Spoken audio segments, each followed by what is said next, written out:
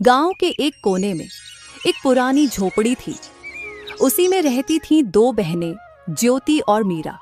माँ बाप कुछ साल पहले आई महामारी में गुजर गए थे। उनके जाने के बाद दोनों बहनें खुद ही एक दूसरे की सहारा थे। एक दिन अपने ही धुन में झूलती हुई मीरा मंदिर से लौट रही थी। हाथ में पूजा की थाली थी, चेहरे पर वही पुरानी मासूम मुस्कान। अब आई है तू मीरा? सूरज सर पर चढ़ आया और तू फूल चूहिया बनकर घूम रही है मंदिर में। दीदी, मैं जल्दी आने वाली थी, लेकिन गौरी काकी की बकरी झाड़ियों में फंस गई थी। निकालने में थोड़ी देर हो गई। तेरा क्या है, तू तो सबकी मदद करती घूमती रहे, चाहे घर में चूल्हा जले या ना जले। दीदी, आप गुस्सा क्यों करती हो? माँ कहती थी जो दूसरों के काम आए वही इंसान कहलाता है। माँ अब नहीं है मीरा, और उनके कहे बातों की अब इस दुनिया में कोई मूल्य नहीं रही। अब कोई किसी के लिए कुछ नहीं करता। मीरा चुप हो गई। उसके चेहरे पर हल्की उदासी थी। वो झोपड़ी के कोने में रखे उस लकड़ी के संदूक तक गई जिसमें माँ की यादें अब भी सांस लेती थीं। संदूक से निकाला हुआ एक साड़ी मीरा छू के अपनी दीदी से बोली, दीदी, जब ये साड़ी माँ पहनती थी ना, तब हमें देखकर मुस्कुराती थी, कहती थी तुम दोनों एक दूजे का सहारा बनना। मीरा की बात सुनते ही ज्योति का चेहरा नम हो गया और उसकी आंखें पल भर को भीग गई। लेकिन ज्योति अपने भावनाओं को छुपाते हुए मीरा से बोली, मैं तुझसे सख्त हूँ मीरा, क्योंकि मैं डरती हूँ। अगर तुझे भी एक दिन कुछ हो गया तो मैं अकेले कैसे जीऊंगी? इस दुनिया ने मुझसे सब छीन लिया है। मैं नहीं चाहती तू भी मेरी तरह कमजोर पड़ जाए, इसलिए तुझे मजबूत बना रही हूँ। दीदी, आप कमजोर नहीं हो, आप ही तो मेरी ताकत हो। अगर आप मेरा हाथ थामे रखो तो दुनिया की आंधी भी मुझे हिला नहीं सकती। मीरा की बात सुन के ज्योति के चेहरे पर उसके माता पिता के जाने के बाद पहली बार हल्की सी मुस्कान आई। उसी समय गांव की पगडंडी पर 3 परछाइयां उनके झोपड़ी की तरफ बढ़ रही थीं। धर्मपाल बिमला और उनका बेटा कमल। वह थे बहनों के सगा चाचा चाची। अरे ज्योति, कैसी है मेरी बच्ची? तू ठीक तो है ना? बहुत मुश्किल से जिंदगी बीता रहे होगे ना भैया भाभी के जाने के बाद। हम ठीक हैं चाचा जी, अब जो है उसी में खुश हैं। खुश? झोपड़ी में? तुम्हारे हिस्से के जमीन को हमारे नाम कर देती तो हम तुम दोनों को अपने यहाँ रहने देते। तुम दोनों बहुत खुश रहती हमारे साथ। हाँ माँ, तुम सही कह रही हो। इनका घर भी पुराना हो चुका है और अब ये जमीन भी यूं ही पड़ी है, बर्बाद हो रही है। ये सब सुन के ज्योति की आंखों में आग सी चमक उठी। हमें किसी की जरूरत नहीं। बाबूजी की जमीन हमारी माँ और बाबूजी की आखिरी निशानी है, उसे हम यूं ही नहीं छोड़ेंगे। अरे बेटी, तुम्हारी जो खेतों की जमीन है वो भी तो बंजर ही पड़ी हुई है ना। और वैसे भी दुनिया समझदारी से चलती है और औरतें खेत नहीं जोतती। देख लेना, एक दिन रोती हुई आओगी हमारे पास, तब समझ आएगा कि रिश्तेदारों से मुंह नहीं मोड़ा करते। ज्योति को ये सब सुनाकर तीनों वहां से निकल गए। लेकिन मीरा ये सब घर के अंदर से सुन रही थी। ये सुन के उसका चेहरा उतर गया। दीदी, क्या सच में हम अकेले पड़ जाएंगे? वो लोग हमारी जमीन लेना चाहते हैं ना? हाँ मीरा, पर जब तक मैं जिंदा हूँ कोई हमारी जमीन छू भी नहीं सकता। तुझे कुछ नहीं होने दूंगी। रात को चूल्हे के आगे बैठी हुई मीरा अपनी दीदी से बोली, दीदी, माँ की साड़ी मैंने संभाल के फिर से संदूक में रख दी है। और हाँ दीदी, कल भागवत कथा है गांव में, चलोगे ना? मन को थोड़ा शांति मिलेगा सुन के। लोग बातें बनाते हैं मीरा, ताने मारते हैं और सोचते ही कि हम प्रसाद के लालच में जाते हैं। पर हम तो अच्छे हैं ना, हमने कभी किसी की मदद नहीं लिया है। हमें डर कर नहीं, डट कर जीना चाहिए दीदी। नहीं, हम नहीं जाएंगे। भगवान सब में है। तुम यही से भगवान को पूजना और मंदिर भी जाना, लेकिन वहाँ जाने की जरूरत नहीं। यही सब बात करके दोनों बहनें जैसे तैसे रात का खाना खा के सोने जाते हैं।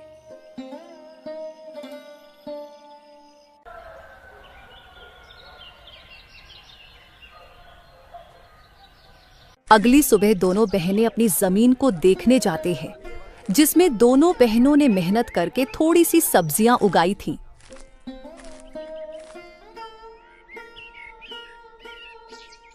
दीदी, अच्छा हुआ कि माँ बाबूजी के जाने के बाद हमने ये जमीन बेचा नहीं। अभी देखो हमने मेहनत करके कितनी सारी सब्जियाँ उगाई है। अब हम किसी व्यापारी को ये बेच के थोड़े पैसे कमा सकते हैं।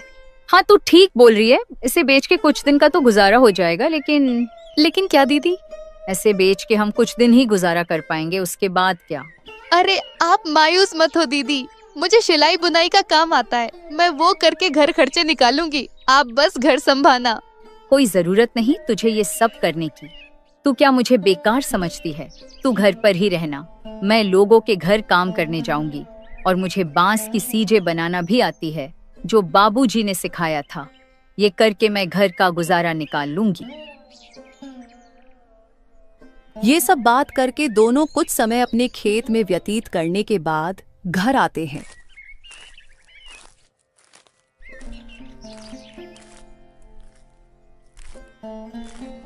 और अपने अपने काम में लग जाते हैं। रात को जब दोनों सोने जाते हैं, तब दोनों बहनें अपनी मुश्किल भरी जीवन के बारे में एक दूसरे से बात करने लगते हैं। दीदी, माँ बाबूजी के बिना ये रातें और भी डरावनी लगती हैं। सब कुछ खाली खाली लगता है ना दीदी? हाँ मीरा, पर अब हम माँ बाबूजी दोनों की जिम्मेदारी निभा रहे हैं। हमें हार नहीं माननी। ये जमीन, ये घर, सब कुछ उनका दिया हुआ है। हमें इसे बचाना है किसी भी कीमत पर। यही सब तो माँ बाबूजी की यादें हैं। ज्योति बहुत ही हिम्मती थी। वह तो किसी से मदद भी नहीं लेना चाहती, लेकिन उसे अपनी बहन को लेके बहुत चिंता होती थी। अगले दिन जब दोनों बहनें खेत पर पहुंची, तो देखा कि जमीन के बीच एक खूंटी गड़ी हुई थी। दीदी, ये जमीन के बीचों बीच खूंटी कौन गाड़ गया? ये तो कल यहाँ नहीं थी और न ही हमने इसे गाड़ी है। जरूर इसे कोई यहाँ गाड़ गया है। ये जरूर हमारे चाचा चाची का काम होगा, लेकिन ये काम बिना किसी सरकारी आदमी के नहीं होता। इसका मतलब हमारे खेत को ये लोग बांटने की साजिश चला रहे हैं। उसी वक्त दूर से धर्मपाल आता दिखा और उसके साथ बिमला और उनका बेटा कमल भी था। तीनों के चेहरे पर अजीब सी मुस्कान थी। अरे बेटियों, घबरा क्यों रही हो? हम तो बस मदद करना चाहते हैं। तुम्हारे माँ बाप के जाने के बाद जमीन की देखभाल जरूरी है। तुमसे अकेले तो होगा नहीं। चाचा जी, आपकी मदद की जरूरत नहीं है हमें। ये जमीन हमारी माँ बाबूजी की निशानी है। इसे किसी के हवाले नहीं करेंगे। अरे बच्चियों, ऐसे कैसे नहीं दोगे? ये जमीन तो तुम्हारी और हमारी।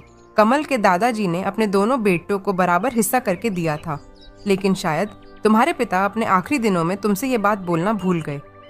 इतने साल तो हम साथ ही खाए पिए हैं। हम तो तुम्हारे भलाई ही चाहते हैं। अब ये दुश्मनी क्यों? दुश्मनी तब शुरू हुई चाची, जब आपने हमें अकेले समझकर हमारी जमीन पर नजर डाली। और चाची, दुश्मनी तो आप लोग हम दोनों से निकाल रही हो। अरे मीरा, इतनी गरज क्यों रही हो? छोटी हो छोटी बनकर रहो। ऐसे बड़ों के बीच मत बोल, समझी? अरे जाओ। कैसे बड़े लोग जिनकी सोच छोटी होती है, वे उम्र में बड़े होके भी सम्मान के हकदार नहीं होते। मीरा, तू कुछ मत बोल। और हाँ, अब अगर आप लोग हमारे खेत के पास भी आए तो अच्छा नहीं होगा। हम कमजोर दिखते हैं पर डरते नहीं। धर्मपाल ने सबको चुप कराकर कहा। ठीक है बेटियों, हम कुछ नहीं कहेंगे, लेकिन कानून अपना काम करेगा। जब जमीन के सरकारी कागजात आएंगे तो देख लेना। जब तुम्हारे नाम नहीं निकलेंगे तो खुद समझ जाओगी कि जमीन किसकी है। तीनों वहां से चले गए। ज्योति और मीरा कुछ देर तक खामोश खड़ी रहीं। दीदी, क्या वो सच में कागज बदलवा सकते हैं? कुछ भी कर सकते हैं मीरा। लालच में आदमी अंधा हो जाता है। हमें किसी पे भरोसे नहीं करना चाहिए। अब हमें बहुत संभाल के रहना पड़ेगा। उसी दोपहर दोनों बहनें सरपंच के पास पहुंची। चौपाल में गांव वाले बैठे थे और वहां पहले से ही धर्मपाल बैठा हुआ था। सरपंच जी, हम आपके पास न्याय मांगने आए हैं। हमारे चाचा चाची जमीन हड़पना चाहते हैं और शायद पटवारी से मिलकर फर्जी कागज बनवा रहे हैं। हम अनाथ हैं, इसका मतलब ये नहीं कि हम बेबस हैं। हमें अपने माँ बाबूजी की जमीन किसी हाल में नहीं देनी। कृपया आप हमारी मदद करें। धर्मपाल जी, अगर ये सच है तो ये गांव की मर्यादा के खिलाफ है। परिवार के नाम पर ठगी करना यहाँ नहीं चलेगा। सरपंच जी, ये लड़कियां हमें बदनाम कर रही हैं। हम तो बस जमीन की चिंता कर रहे हैं। इन दोनों बच्चियों को क्या पता ये जमीन के बारे में। ये जमीन के बाद तो इनके पिता और मैं ही जानते थे। मेरा भाई तो अब इस दुनिया में नहीं रहा, इसीलिए अब मुझे ही तो सब कुछ देखना पड़ेगा। गांव वालों में फुसफुसाहट होने लगी। हमने इन बच्चियों को बचपन से देखा है, ये झूठ नहीं बोल सकती। धर्मपाल के मुंह में राम, बगल में छुरी। हम सब समझते हैं इसके बारे में। सरपंच ने इस बात को अगले दिन पंचायत में विस्तार से निकालने की बात की और फैसला अगले दिन देने की बात कही। बहनों की आंखों में पहली बार उम्मीद की चमक थी।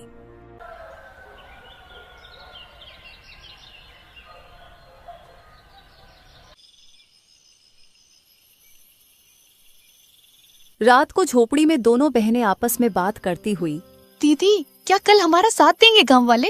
देखते हैं क्या होता है। मुझे किसी पर भी भरोसा नहीं रहा है। आखिर माँ बाबूजी के जाने के बाद मदद ही कहाँ की किसी ने हमारी। हमें बस भगवान पे भरोसा रखनी होगी। माँ बाबूजी तो नहीं है, पर उनका आशीर्वाद जरूर है हमारे साथ। आप देखना दीदी, हमारे साथ कुछ बुरा नहीं होगा। रात गहरी हो चली थी। दूर कहीं उल्लू की आवाज गूंजी और हवा में कुछ सिसकियां थीं और उन सिसकियों में मीरा की भी सिसकियां शामिल थीं। दोनों बहनों को चिंता की वजह से नींद भी नहीं आ रही थी। दीदी विश्वास ही नहीं होता है ना कि हम अब अकेले हैं। कभी कभी तो ऐसा लगता है कि बाबूजी अचानक आएंगे और मुझे गले लगा लेंगे। हाँ मीरा, मुझे भी उनकी कमी खटकती है, लेकिन तू चिंता मत कर, मैं हूँ ना। जब तक मैं जिंदा हूँ तुझे किसी चीज की कमी नहीं होने दूंगी। लेकिन दीदी जब माँ बाबूजी गए तब सबने कहा था हम हैं तुम्हारे साथ। फिर धीरे धीरे सब दूर होते गए। चाचा चाची तो जैसे बस हमारे हिस्से की जमीन के लिए ही हमारे करीब थे। ज्योति की आंखों में आंसू थे, लेकिन उसने उन्हें छुपाया। उसे अपनी बहन के सामने कमजोर नहीं पड़ना था। दुनिया बहुत चालाक है मीरा। रिश्ते अब खून से नहीं धन दौलत से बनते हैं। लेकिन हम भी अब चुप नहीं रहेंगे। अगर हमें अपने अधिकार के लिए लड़ना पड़े तो लड़ेंगे।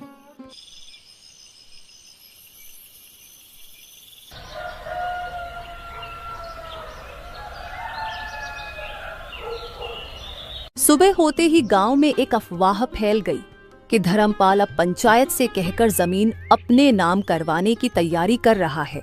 गांव की गलियों में लोग कानाफूसी करने लगे। अरे सुन सुग्गो, धर्मपाल ने तो कमाल कर दिया। अपने ही भाई की बेटियों को बेघर करना चाहता है। हाँ काकी, कैसा रिश्तेदार है, अपने ही भतीजों को बेघर करने में तुला हुआ है।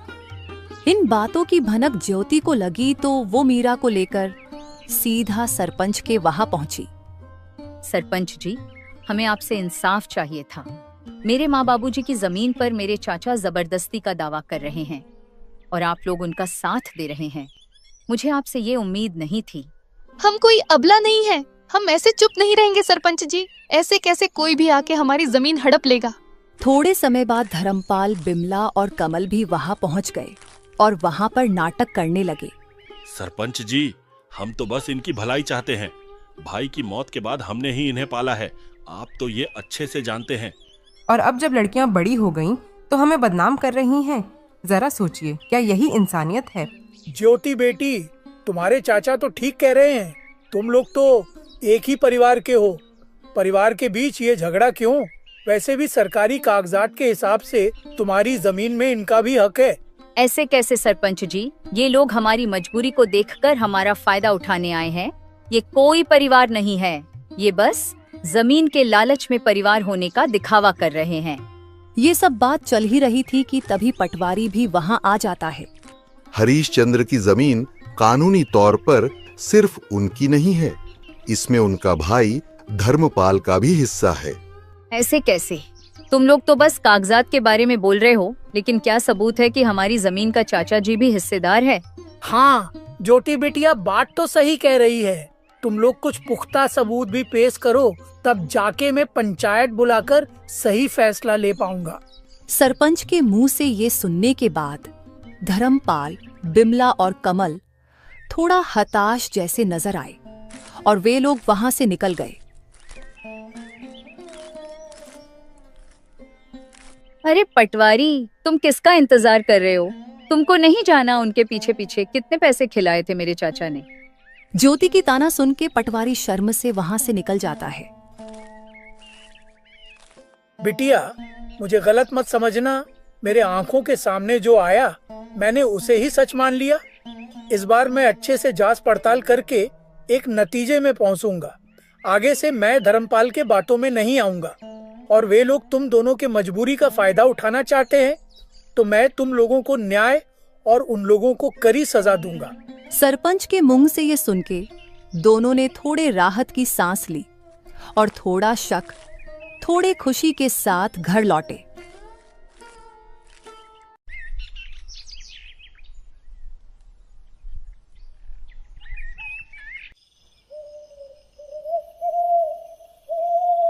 रात होते ही दोनों बहनें फिर से चारपाई में बैठ के बात करने लगते हैं।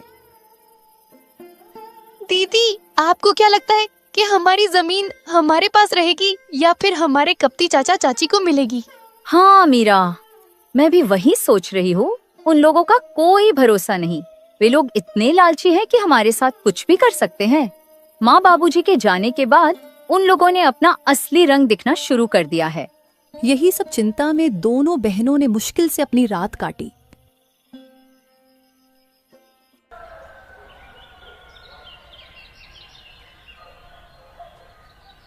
गांव की हवाओं में हल्की सरसराहट थी। आसमान में बादल थे, पर बारिश का कोई नाम ओ निशान नहीं। लेकिन ज्योति और मीरा के मन में बहुत कुछ उमड़ रहा था, जैसे भीतर कोई तूफान उठ रहा हो। घर का आंगन सूना था और बहनों के चेहरों पर चिंता की लकीरें साफ झलक रही थीं। दीदी, आज खेत चलें क्या? वो जो पिछली बार की सब्जियां बची थीं, कहीं किसी जानवर ने नुकसान तो नहीं कर दिया होगा? कभी कभी किसी की गाय बकरी आ जाती है और पूरा नुकसान कर देती है। हाँ मीरा, चलो, खेत को देखने से मन भी हल्का हो जाता है। और बाकी बची हुई सब्जियां बेचने के लायक हो गई कि नहीं, साथ में देख लेंगे। लेकिन मुझे एक बात को लेके चिंता है। गाय बकरी का तो पता नहीं, बस कोई इंसान हमारे खेत को नुकसान न पहुंचाए। वैसे भी हमारे अपने ही हमारे जमीन पे बुरी नजर डाले हुए हैं। दोनों बहनें खेत की ओर चल पड़ी। रास्ते में पेड़ों की छाव थी और चिड़िया की सहल पहल।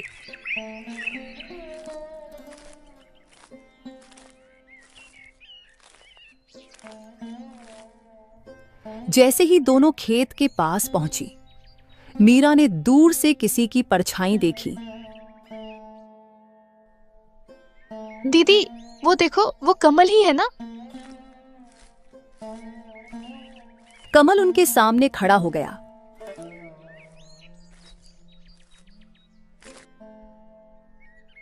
आंखों में गुस्सा, चेहरे पर घमंड। वो वहीं दोनों बहनों का रास्ता रोककर उनसे बात करने लगा। बहुत घमंड आ गया है तुम दोनों में।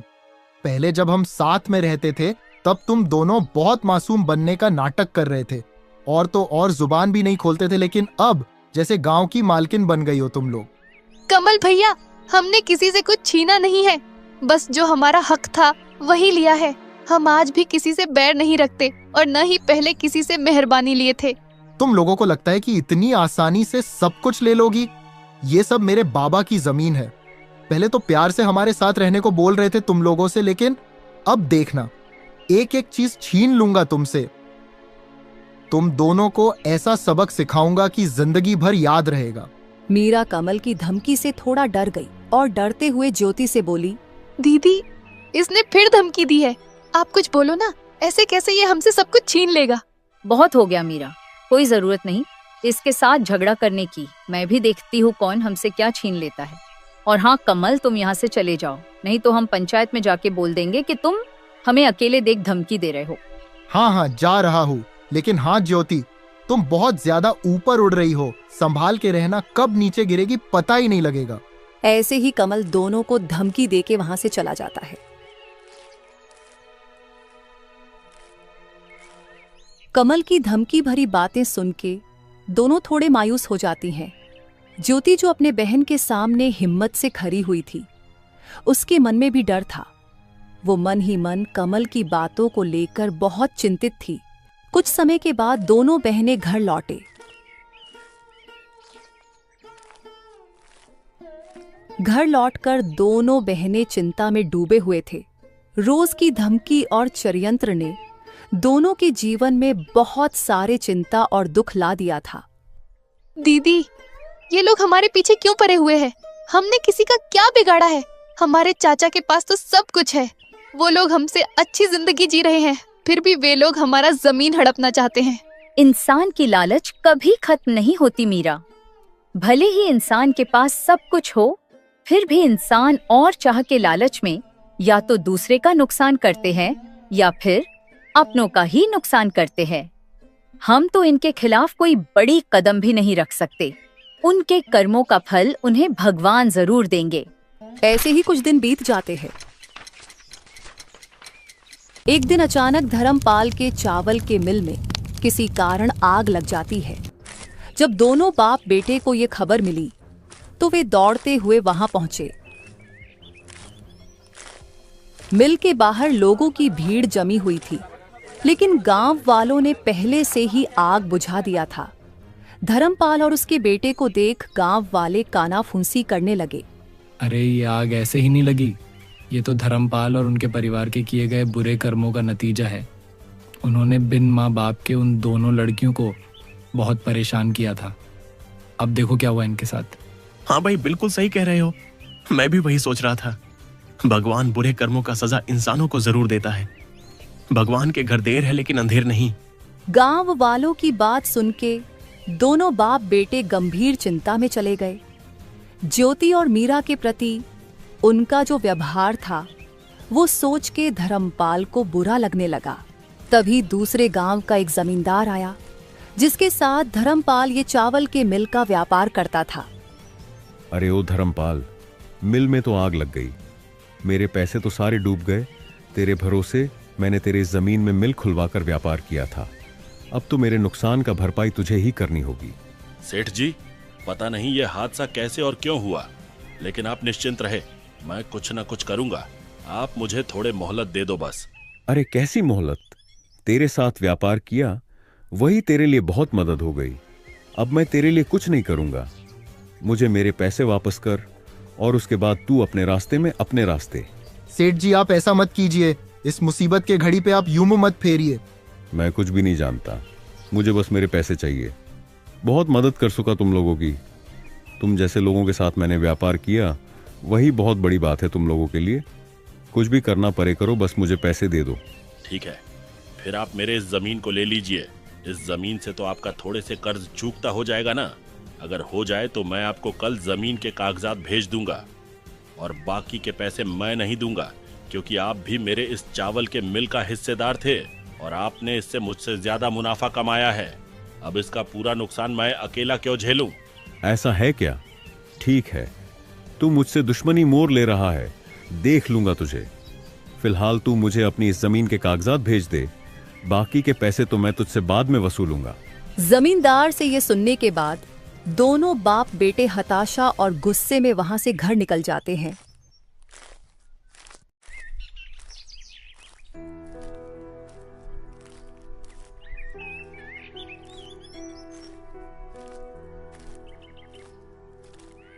घर जाके धर्मपाल अपनी पत्नी से आज के दुखद हादसे के बारे में दुखी मन से बताता है। अरे भाग्यवान, हमारे साथ ये क्या हो गया? हम तो पल भर में बर्बाद हो गए। पूरा कारोबार, जमीन सब कुछ छीन गया। अब तो बस ये घर ही बचा हुआ है। मुझे पता है ये सब भगवान हमारे बुरे कर्मों का फल दिया है हमको। ये जी, आप ऐसे मायूस मत हो, कुछ रास्ता होगा। हम ऐसे कैसे बर्बाद हो गए? और हाँ, आप तो वो दूसरे गांव के जमींदार के साथ व्यापार करते थे ना, उनसे मदद मांगिए ना, वो तो कुछ मदद कर देगा। अरे कैसी मदद माँ, वो आदमी मदद करेगा। अरे मदद छोड़ो, उसने हमारे चावल के मिल के जमीन को भी हड़प लिया। अरे ये क्या कह रहा है तू? अगर किसी से मदद नहीं मिला तो हम क्या करेंगे इस मुसीबत के घड़ी में? छोड़ो भाग्यवान, जो हुआ है वो सब अपने ही बुरे कर्मों का नतीजा है। तुम खुद ही सोचो, हमने मेरी दोनों भतीजियों को कितना दुख दिया है, उसी का पाप लगा है हमें। हाँ माँ, बाबूजी बिल्कुल सही कह रहे हैं। हमने पाप किया है, हमें अब इसी दुनिया में पापों का फल भुगतना पड़ेगा। पता नहीं बिना पैसों के अब ये घर कैसे चलेगा। हाँ कमल बेटा, तू सही बोल रहा है। अब हम ये घर कैसे चलाएंगे? हमें तो गांव में कोई मदद भी नहीं करेगा। ज्योति और मीरा के ऊपर किए अन्याय के लिए गांव वाले भी हमसे नाराज है। ऐसे तो हम सड़क पे आ जाएंगे। ये सब बात करके तीनों बहुत उदास हो जाते हैं और तभी इस उदासी भरी माहौल में बिमला बोल पड़ती है। ये जी, मेरे मन में एक विचार आया है। क्यों ना हम ज्योति और मीरा के पास जाके उनसे मदद मांगे और साथ में उनसे हाथ जोड़ के माफी भी मांग लेंगे। मदद? कैसी मदद माँ? वे दोनों हमारी कैसे मदद करेंगे? उनके पास तो मदद करने के लिए कुछ भी नहीं है और न ही वे मदद करेंगे। आखिर इतना दुख जो दिया उनको हमने। अरे क्या बोल रही हो तुम? पागल हो गई हो क्या? कितना परेशान किया है उनको। अब किस मुंह से जाऊंगा उनके पास मदद मांगने? और वे तो खुद ही कितनी मुश्किल से जी रहे हैं। हमारी क्या मदद करेंगे वे? अरे आप लोग थोड़े शांत हो जाइए। हम उनसे पहले दिल से हाथ जोड़कर माफी मांगेंगे और उसके बाद हम उनके जमीन पर खेती करने की इजाजत मांगेंगे और खेती का जो भी मुनाफा होगा उनको भी आधा देंगे और हमारा भी जैसे तैसे गुजारा हो जाएगा। और हाँ, मैं इस बार लालच में नहीं बोल रही हूँ, मैं बुरी परिस्थितियों के चलते बोल रही हूँ। तुम बात तो ठीक ही कर रही हो। हमें तो कोई मदद करेगा नहीं और हमें तो ज्यादा कुछ काम भी नहीं आता। बस थोड़ा खेती बाड़ी जानता हूँ मैं। और अगर वे लोग मदद के लिए मन जाए तो कमल भी मेरी खेती में मदद कर देगा। हाँ बाबूजी, मैं करूंगा मदद। चलिए बात करने जाते हैं उनसे, और अगर वे मदद नहीं भी करे तो कम से कम माफी की उम्मीद तो रख ही सकते हैं। ये बोल के तीनों ज्योति और मीरा के घर पहुंचे।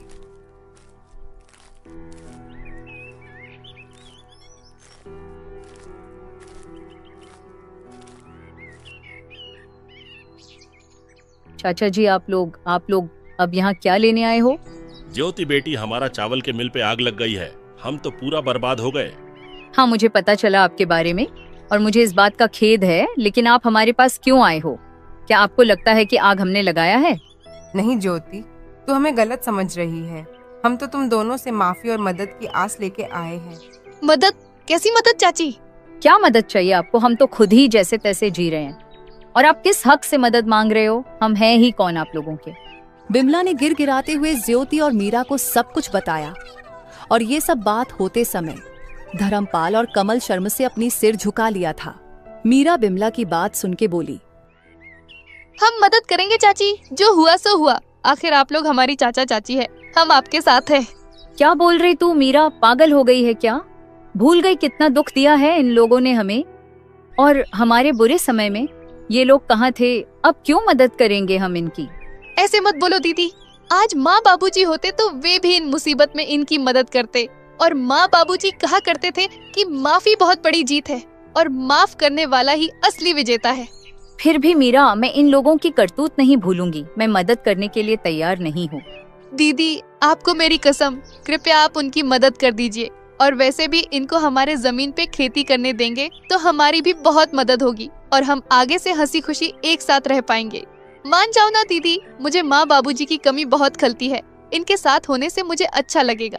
ज्योति मीरा का मासूम चेहरा देख उसके खातिर मान जाती है और धर्मपाल, बिमला और कमल ने भी हाथ जोड़ के दोनों से माफी मांगते हैं और वादा करते हैं कि आगे से कभी भी उनका बुरा नहीं सोचेंगे।